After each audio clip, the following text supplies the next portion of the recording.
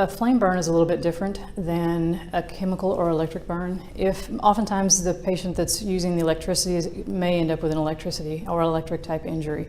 A patient that's using chemicals, they're the ones that are actually in the act of pouring the chemical at the time that it's spilled upon themselves. If you have a patient that suffers or sustains a flame or flame jetting, oftentimes that patient isn't even aware that there's going to be some sort of an accelerant placed on a fire. Whether it be ethanol, methanol, alcohol, whatever you're actually putting on top of the fire to get the fire to start burning hotter or faster, oftentimes the burn patient doesn't even see this coming.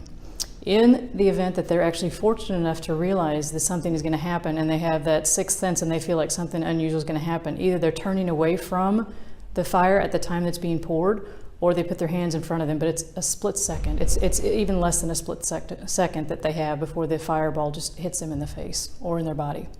They don't have the opportunity to see it coming. They're not the one that had the container picked up, and they're not the one that's actually pouring the item over top of the fire.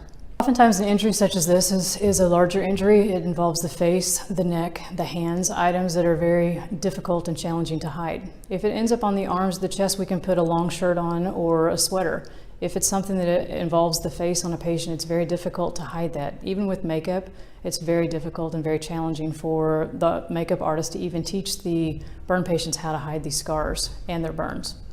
It's a significant amount of surgeries that the patient will need over the course of the next couple of years.